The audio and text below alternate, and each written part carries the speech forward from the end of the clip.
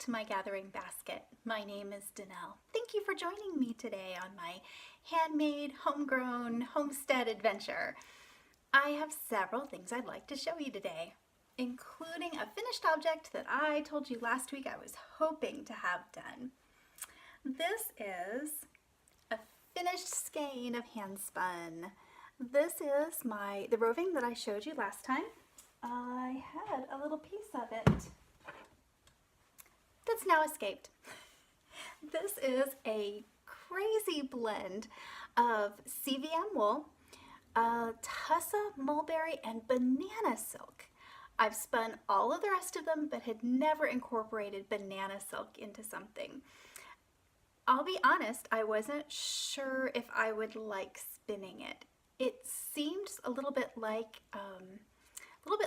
an art bat that was supposed to have a lot of texture to it, and I'm not usually one for spinning a lot of texture. I like a pretty smooth yarn for the most part. So I started out just kind of on a whim because the fiber was so pretty in the roving. I had to give it a try.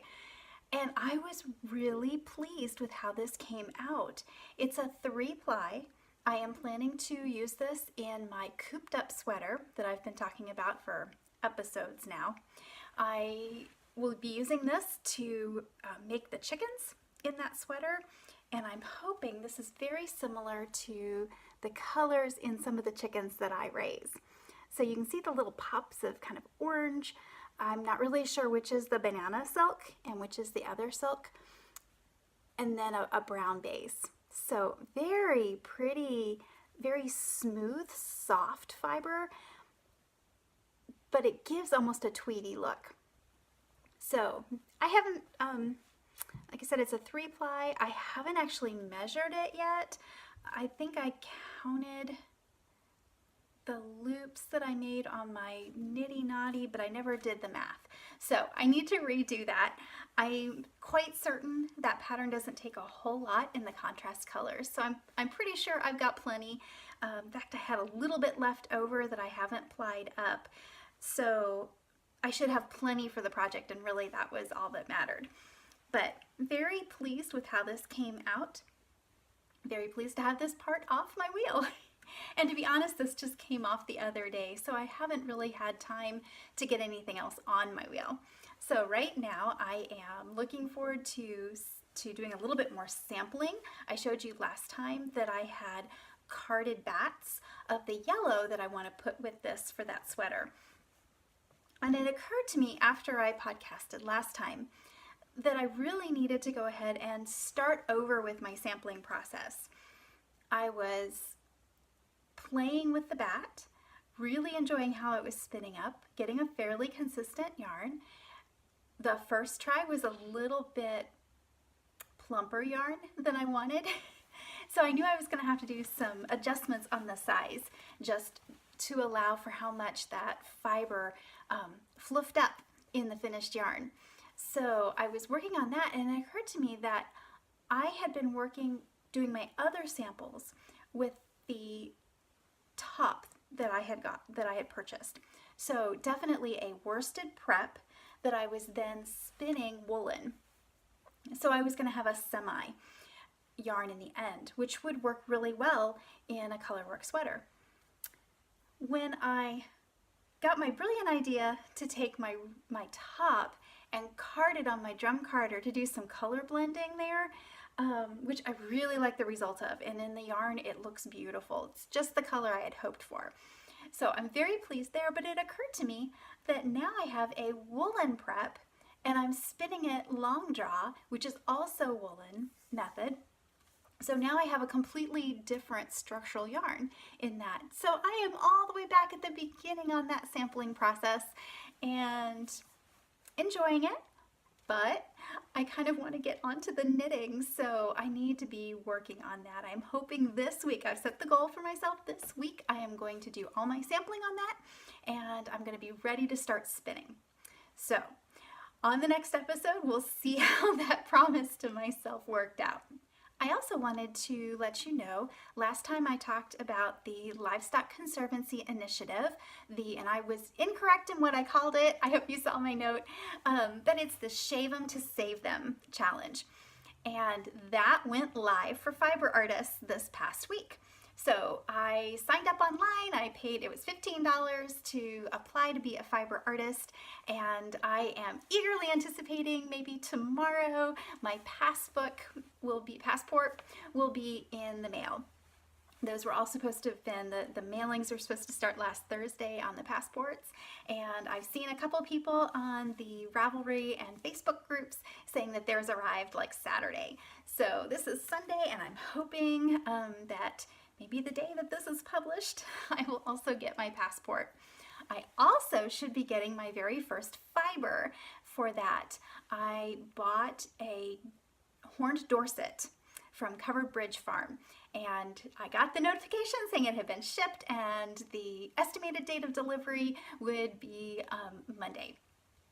So I'm really looking forward to feeling that. That's a breed that I have never, I knew about Dorset sheep, but I didn't know anything about a specific breed, the horned Dorset. So I'm looking forward to doing a little bit of research.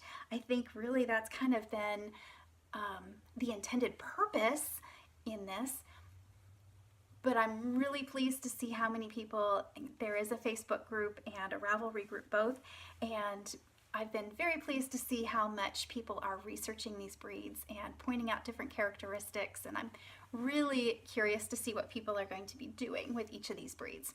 So if you're interested, I know I said that I would keep you posted on how that goes, and that signups for those are live, and I will put a link to the Livestock Conservancy and that specific program in my show notes below. So if you are a spinner, you might be interested in that. And then for knitting, I said last time I was working on a new sweater, and I would let you know this time what I decided. Well, my gauge swatches didn't match again. I tried 2 more sweaters, and everything I have a list of patterns I want to do, and I have a list of my stash sweater quantities, of which I have several. And I'm just having trouble making those meet. So I'm back to looking on Ravelry, and then finally I decided, you know, this shouldn't be stressing me out. So maybe it's time to put the sweater knitting aside, work on something else that I am enjoying, and we'll get back to that later. So for right now, I have been working on a couple pairs of socks. The first one, I have one finished. This is a Regia, and it's a discontinued yarn, but really like those stripes, how they're coming out. This is the one that I said I was working on this is not a published heel pattern. I typically have trouble with my socks wearing out. Right about here is where I have to do my darning. And they don't even just do little holes. It's like the whole thing just gets really thin very fast. So this has, instead of having, if you're familiar with the slip stitch heel gussets back here is where you usually see them. This was a lady that flipped this around and put the slip stitch down here to make almost a padded heel. And she has not, I'm hoping, I'm just about finished. In fact, here is my second one. And I'm so used to seeing this as the back side of the heel that I keep trying to flip this sock around. But I have the foot finished, and I'm just about, not quite halfway up the leg. I do like my legs just a little bit longer. I usually make them 6 to 8 inches, somewhere in there, depending on the yarn. So I'm nearly, I just have a couple more hours probably of knitting on this, and then I'll have a completed pair, and I'm going to send her my feedback. It's not really an official test knit, but she did send it to several of us that were interested, and when she talked about it, and so I'm going to give her my feedback, and definitely if she publishes this, I will let you know about that. I did try it on because I was a little skeptical about what that slip stitch pattern being underneath my foot would feel like, and obviously I haven't had the full pair to wear them, But just to try them on and kind of, you know, pat around the house a little bit, I didn't notice it. It didn't have a rough feeling or anything like that. I think partly because the slip stitches on the inside pad that, which is what it's supposed to do. So it really does feel smooth. It's a little bit bulkier, but like I said, once I had it on my foot, I didn't really notice. So I'm really curious to see how this is going to wear. I'm trying to keep this as my purse knitting, but I keep pulling it out because it's just fun, and I like to see how, I'm anxious to see how they wear. So that's kind of my vanilla sock knitting that I've got going. And then there is a knit along that started the 1st of, I think it was the 1st of February, called the Lots of Socks Cal. And this was instigated by Lisa Ross of Paper Daisy Creations on Instagram, Paper Daisy. And this is one of her designs called World's End. I am so liking this pattern. Now, the Lots of Socks Initiative, or CAL, was a challenge campaign started when Lisa was contacted by another knitter who is, I believe the story is, and I'll put a link to her details on this if you're at all interested. But essentially, this other knitter is the mother of a child with Down syndrome. And March 21st, of course, is Down Syndrome Awareness Day. And she asked if there was a way to get sock knitters involved. On March 21st, several years ago, and I kind of remember this being a thing, but I guess it really hadn't sunk in.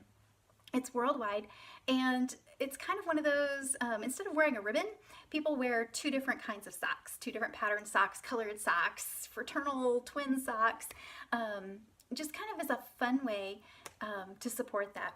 So there's a whole story. It goes way into it better than I can quickly. But they decided to have a sock knitting cal. And she got so many designers and yarn indie dyers, companies involved. You just have to check out her page. And I'll try to link as much of that as I can. But they encourage you to knit. You get an entry for every single sock. And they encourage you to do a pair of socks that are different.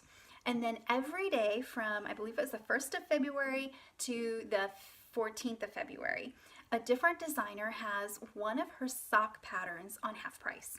And then everything that they raise is going to Down Syndrome International. And so far I've been amazed at how much they have raised. And then several designers have different ongoing things every day.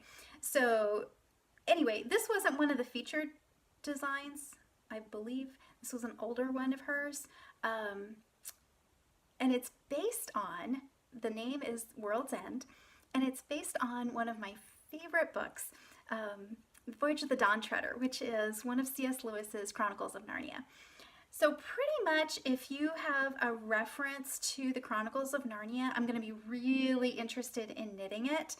And this one is a color work, and let me see if I can pull up a picture really fast because I've kind of modified just a little bit, doing it in 2 colors, the color work in 2 colors. Her intention, here we go. Let's see how this works. Her intention is to use a variegated, if I can get that, sorry about the glare, to use a variegated and a contrast solid. Really pretty. And again, I'll have a link to the pattern. You can look at all the different colorways that have been used. But I did see, and I looked through my stash and I just didn't have a variegated that I had a contrast color that looked in solid that I thought looked like a good pairing. So somebody had done it just in 2 colors, and I really liked how the pattern came out. So almost, being a quilter, almost a really pretty trip around the world quilt pattern. I have no idea if that had anything to do with her thought process making this pattern, but it really kind of, to me, when I looked at the chart, looked a lot like that quilt pattern.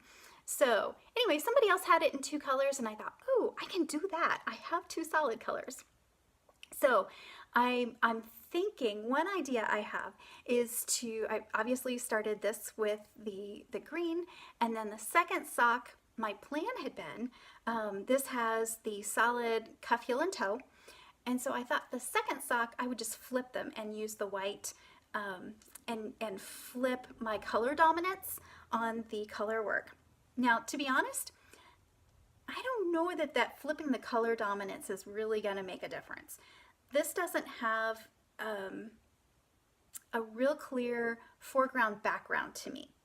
Now, I'm a very new color work knitter. So I may be completely wrong. And I think I am going to flip the color dominance when I do the second sock. I'm definitely going to do the white contrast. And I think that alone will change the look of the sock. And I may be completely shocked at how much changing the color dominance on this will affect the look of the sock. I'm really curious and I'm excited to get there. This is one full repeat of the pattern. I believe it's 18 rows. I am working the color work part. The cuff I did on a size 0, US 0, and then this I'm doing on a 1. I really wasn't sure if that was going to be big enough, but I think it still stretches enough even with the color work that I think it's gonna work. I want to get another 1 or 2 repeats done, and then I'll definitely slip it on my foot and just double check for sure. But this has been the perfect color work pattern, and if you're on the fence, haven't done a lot of color work, this is my first color work sock for sure. And like I said, I'm definitely a beginner with color work in general, but this pattern is so easy to read the chart, easy to read your knitting, and there's no more, I don't think there's anywhere that you are doing a float of more than 3 stitches. And really in every row the color is balanced. There's no more, there's the same green as white in each row across. So you don't have, it's just a very balanced fabric. You don't have long floats. Yeah, it's a super simple color work pattern. I've enjoyed it in 2 colors, and next time I get a chance to go yarn shopping, I do most of my yarn shopping at festivals.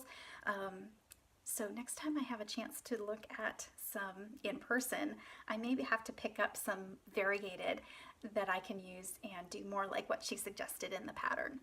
I really like that. And the fact that it's named after it's a Narnia reference was the icing on the cake. She has 3 others. She tends to do her patterns in sets based on, she did Charlie and the Chocolate Factory. Those were really cute. And then somehow I had missed the fact that she did a set on Narnia. So there's another one in that set. I think one is called The Voyage, again from Voyage of the Dawn Treader, I believe. And those are really cute in a slip stitch mosaic pattern that I just didn't have the colors I wanted for that. So that may be another one in my future. And then there's a Dragon Scales, and I can't remember the last one. But anyway, there's some Narnia references. So I'm really, and this is just some plain bare yarn that I had bought and dyed actually for another project that I don't even remember what the project was. Never made it. This was sitting around, and I thought that would be a beautiful way to use that in the sock pattern. So that's the next, and that's the latest cowl that I'm working with. I have one other project I may, depending on how fast I do these, which may not, I'm very slow at doing color work. So I don't know if I'll get those done in time to do a second pair or not for this. The knit along goes all the way until I believe it's March 20th, and then you get extra entries into the cowl if you wear your socks on March 21st and post a picture. I don't know if these will even be done, but I'm enjoying that, and I appreciate having the little nudge to give those a try. So that's one pair of socks, and then I think the last knitting project I have going right now is a mitten, which obviously is not going to fit me. This is Susan B. Anderson's Waiting for Winter pattern, and it is massive. This is the extra large size. This is a super well-written pattern, very easy to do, just a very basic worsted weight pattern. My plan is I had this ball of worsted weight targhee that I got on a D-stash, and I didn't know what to do with it. I didn't really need any more hats. I didn't necessarily need any more cowls. I thought about using it for a giveaway, like charity knitting. And the problem is a lot of charities, at least the ones that I have access locally to, really don't want natural fibers. Partly because they don't want people to felt them and then not have the item you intended for them.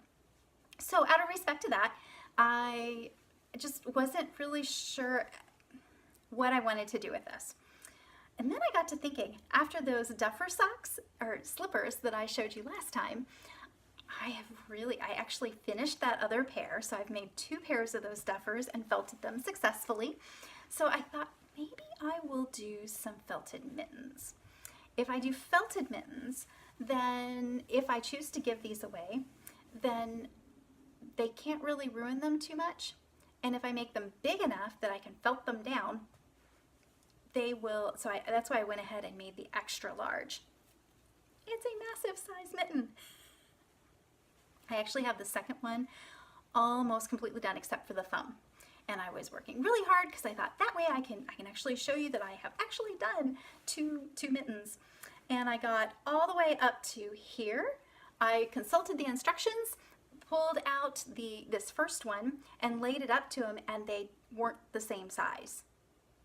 I didn't know what I had done. I went back through the pattern, looked at this one, and realized that somehow I had totally messed up. This morning I made the ribbon, knitted that, and then when I looked at the pattern, somehow I just completely missed, jumped over the instructions to work an inch before you started the gusset for the thumb. So I had big mitten and little big mitten next to it. So before I could talk myself out of it, I ripped out all of this back to the cuff, to the ribbing, and started over. So, but honestly, these are so quick. That was probably an hour and a half worth of knitting. So my plan for this massive mitten is to go ahead. It is 100% targhee. It's not superwash. So, and honestly, the skein, like I said, was from a D-stash, and it had several breaks in it.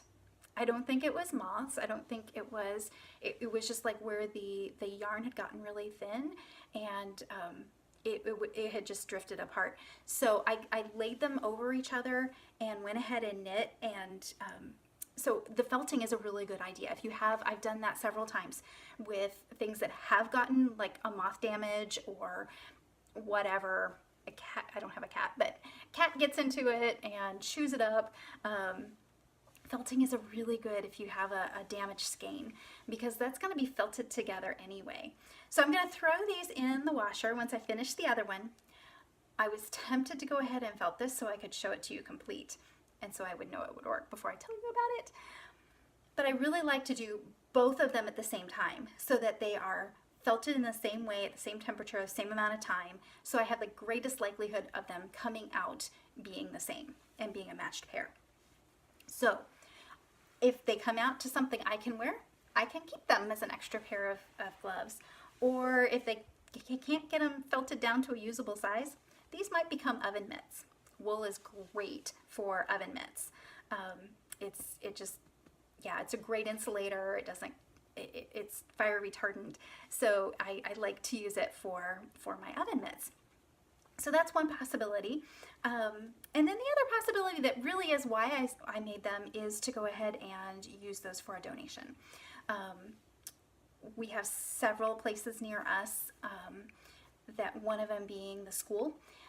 They have a way of identifying kids that needs things, whether it's another child reports it to the school nurse, or they're just observed to not have good winter clothes, or whatever, and they're always on the lookout for ways that they can help some of the kids. So that's one possibility. There's several others near me that I can donate these to. So that is a great way to use up a potentially maybe damaged skein of yarn, a good way to stash bust, and I'm really looking forward to seeing what these, I had never really thought of felting mittens before. And then I think it was Paula, the Knitting Pipeline, who had a felted mitten drive a couple years ago. And I've always wanted to try felting them and just hadn't for whatever reason. And it just seemed like none of my other intended knits were working out. And we have had some bitter, bitter cold. Not Minnesota cold, but cold for Missouri the last couple weeks. And I lost my work gloves. They're the ones that I take out when I have to water the chickens. I know I'm gonna get wet. They're insulated. And so I was using just these little flimsy knit mittens, my little garden gloves, and my hands got so cold. And it just made me think of people who don't even have a thin pair of gloves, that don't have any pairs of gloves. And I was so miserable those couple days before I ran and bought a new pair. And I have the ability to do that, but not everybody does. And honestly, I don't need another sweater. I don't have to knit another sweater in order for me to stay warm. So maybe I'm better off using my time, my resources, to be able to knit for people who don't have them. So anyway, that's just my plug. And then kind of leads into my crocheting this week also.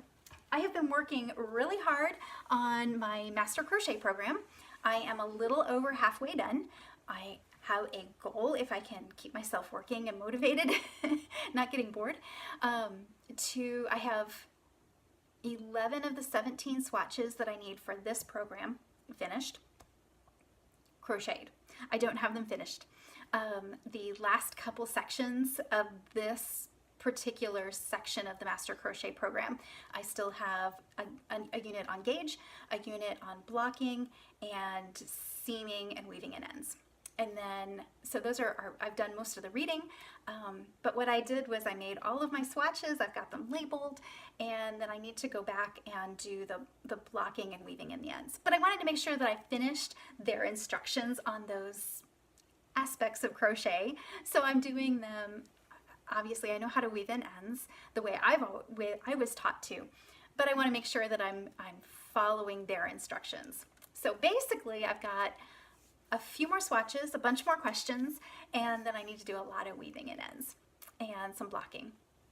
So this particular, the Master of Fundamentals in Crochet, which is through the Crochet Guild of America, this particular unit, you're allowed to use natural fibers, and they do ask you to block.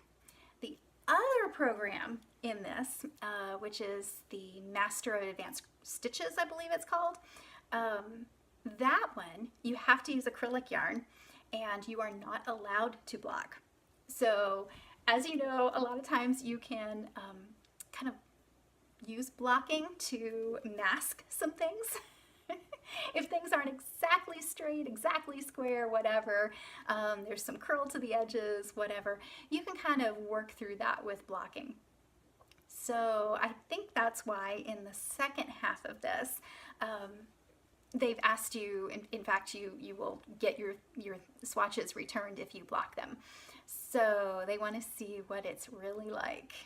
Do have to weave in ends, but you can't block. That just doesn't seem fair. I would much rather leave the ends unwoven and be able to block them. But after thinking about it, I think I understand why they're doing it. Yeah, that one makes me a little bit nervous.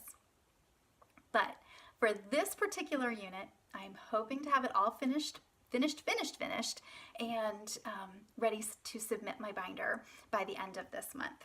I should be able to do it if I don't keep putting it off.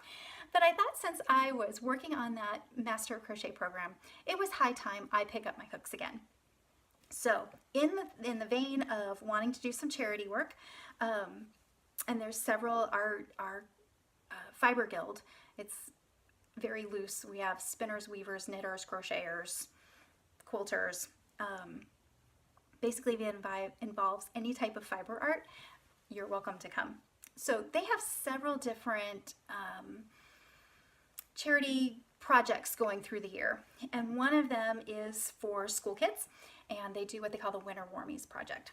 So I picked out several skeins of, again, they do ask that it's not natural fibers.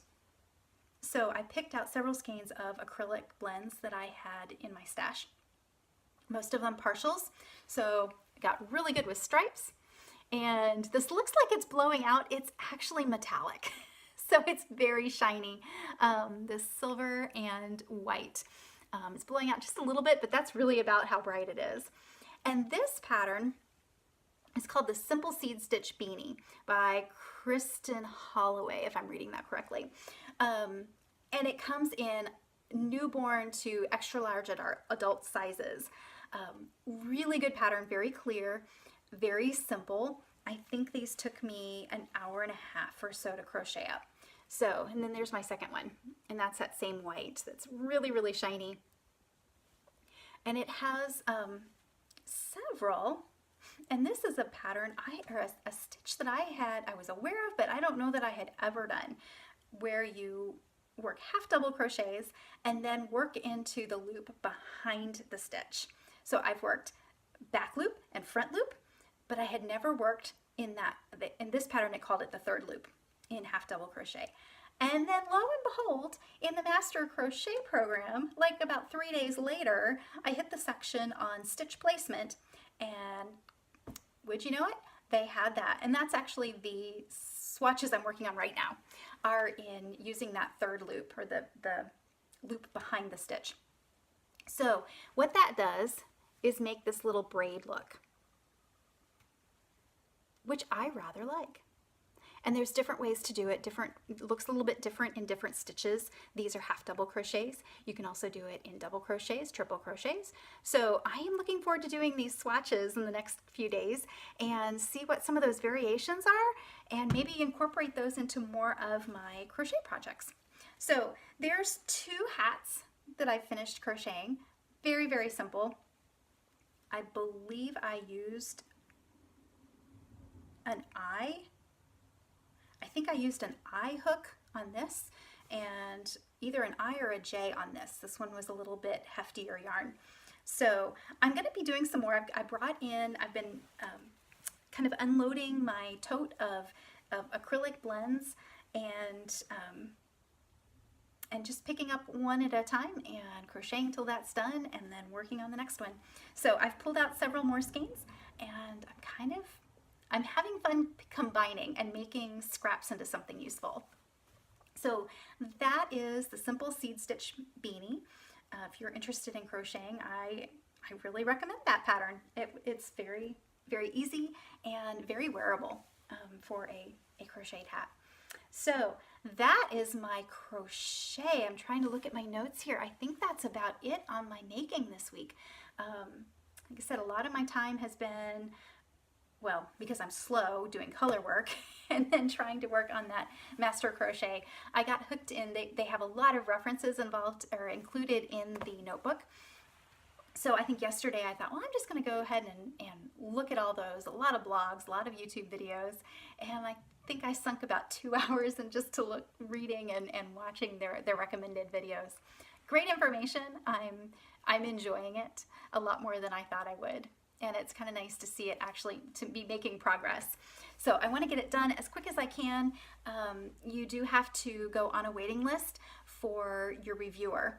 So once I get my notebook all put together, then I contact them and they see who has an opening next. So I've heard that it can take anywhere from 1 to 2 months to even get your book sent in. And then of course it takes them a month or 2 to get it reviewed. So even if I get it done by the end of the month, I may not know till first part of summer what my results are.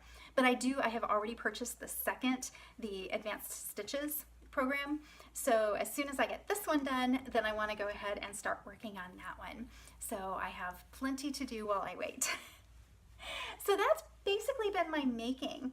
And then on to homesteading.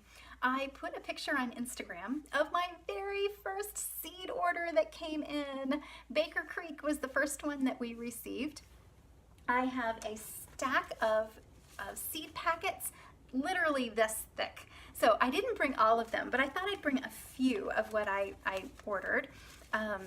If you have been with my podcast for any length of time, you remember my monarch butterfly project last year.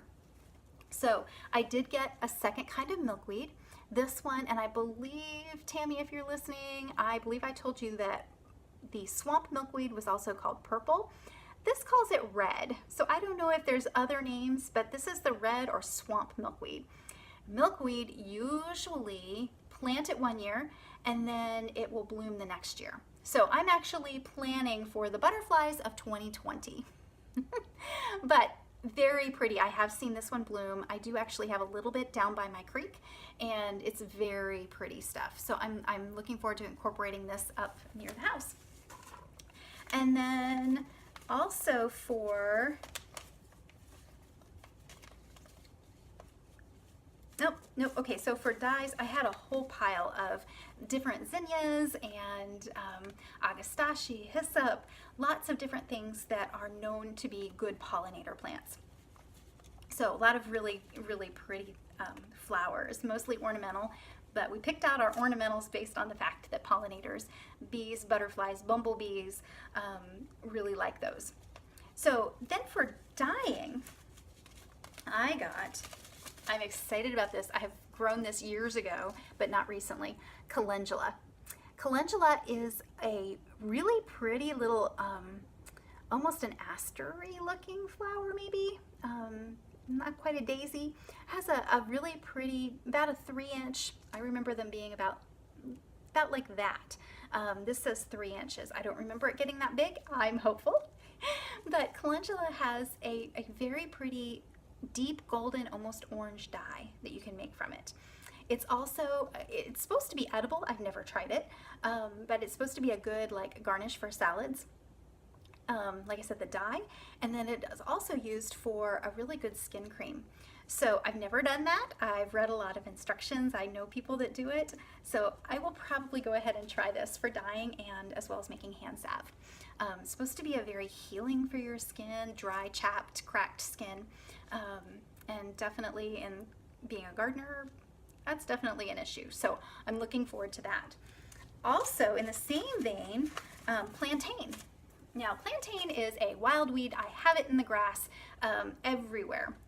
And when I told my mom I wanted to order plantain seed, I thought she was going to take my temperature and see if I had a fever. But I am not confident in wildcrafting. I don't forage well.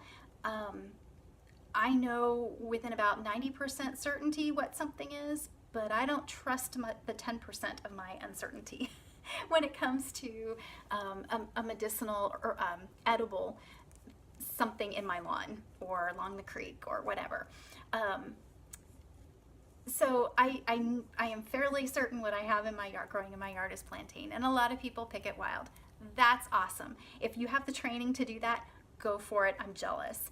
But when I saw plantain in the Baker Creek catalog, and they had this variegated plantain. So if I'm going to grow something useful, if I'm going to grow a weed, let's be honest, I'm going to have it pretty. So rather than just the plain green, I got the variegated plantain. Plantain is, chickens love it. When I find it in my yard, I usually pick it and throw it to my chickens, and they gobble it up. So it's probably fine for me too, right? But it makes a really good hand salve as well. It's supposed to be good for itching, poison ivy. Just I've even heard people will say if you get stung by a bee, pick a plantain leaf and put it on there. So anyway, I don't know. I am not an herbalist. I've not done this, but I'm gonna try this year. So that's plantain. And then for dyeing as well, I got a black hollyhock, which is supposed to make a purple dye. I have tried to grow this before. Every year something happens. A storm comes and knocks it over. Last year a bird built a nest in my gutter, and the water, we had a torrential rain, and it went right over and broke my plant off. Something always happens to it. So I got the seed. I'm gonna try it this year. I love hollyhocks. And then also marigold. I've shown you before my yarn that I had dyed using marigolds. Love it. And this is just a little bit, this has almost a mum appearance to the flower. So I thought I would go ahead and give those a try. Excited to try those. And then there's always, I think I told you before that I wanted to try loofah sponges or boards. And so I got those. These will probably be about the first thing that I get started. These are a very, very long season. I've read anywhere from 110 to 150 days. So plus then drying after that. So I'm definitely going to be getting these into some seed starting mix and get those started before too much longer. And then of course, because it's Baker Creek, I have to order some tomatoes, and I don't know how many varieties of tomatoes I have tried over the years, no idea, but I love a variegated tomato. That is not blowing out, that is actually different colors in the tomato skins. So this one has white and gold streaks in it. The description sounded wonderful. Vintage wine, why not? So I'll be trying those. And then years ago, actually, I went to Baker Creek for one of their harvest festivals. I believe it was the fall one. And they had these, a bowl of tomatoes, little tiny white cherry tomatoes sitting out. I had never tasted a white tomato. So the lady said, we had a crop failure on these, but I had some old seed and I tried them if you'd like to try it. It was the best tasting little cherry tomato. It was wonderful. But then by the next year, when they may have had seed back available, I had completely forgotten the name. But I saw these listed, called white currant. They're supposed to be a very, very small little white cherry tomato. So I'm going to give those a try. We also, like I said, this is just a few of the seeds that I ordered, but some I thought you might be interested in. So my very first episode, very first chapter that I published, I talked about my beeswax that I had collected last year and got all rendered down and cleaned. And yesterday I decided it has been so gloomy, I was going to go ahead, and it was cold, so working over the stove just sounded pretty good. So I went ahead and made a couple beeswax candles. Just a couple. I made this one and then one that's a little bit smaller. And this is the ones that I had spun some of my homegrown cotton and cabled that to make a thick enough yarn, basically, that I could dip it in wax and hopefully make a candle wick. I did two different ways. I made a much smaller candle than this and used basically 2 plies. And then this one, I'm not going to be able to show it, but I actually braided it. So I cabled it, I believe it was 4 plies, I believe. It's either 4 or 6, I don't remember. But very, very fine thread. And then I took 3 pieces of those and braided it into a candle wick. I actually bought, this is crazy, I bought a roll of candle, just like 10 yards of candle wicking at Hobby Lobby, so that I would have some sort of reference to what size I needed to make it. So I came as close as I could with the cotton that I had spun. Now I burned the other one this morning, and it burned for probably an hour and a half, 2 hours. And then finally the wick got long enough, it had melted enough that the wick kind of curled over, and it extinguished itself in the wax. So I had to do a little bit of reconstructing on that one. I think my wick was a little off center, but it worked. That's something, 2 years to make these couple little candles. But I was pretty excited for the hour and a half that it burned. And I haven't tried this one yet, so I'm really curious. The other one is a much smaller little, I don't know, it may hold an ounce of wax, and it had more of a bell shape. So that may be part of the problem. I wasn't able to pour it correctly. I had some air bubbles, and so I'm looking forward to burning this and seeing how it burns. But it was so much fun to see something that I have been working on, dreaming about, almost scared to try because I was afraid it wouldn't work kind of project. So I'm very pleased with how this, I did not scent them or anything. This is just plain beeswax. So I may try some fancier stuff in the future if this works, but it's exciting to have at least the basics done and be able to enjoy them, especially on, oh my goodness, guys, every time I go to podcast, it is the grayest of days.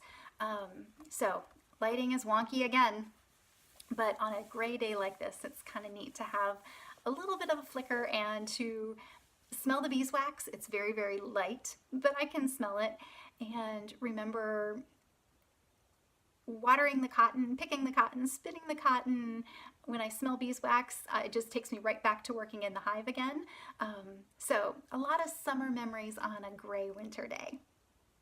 So there you have it. I think that's kind of been my 2 weeks in a nutshell.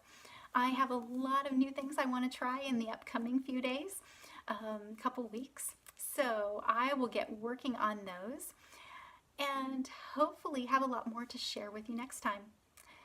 So have a wonderful couple of weeks, and until I see you again, may your gathering basket overflow with blessings.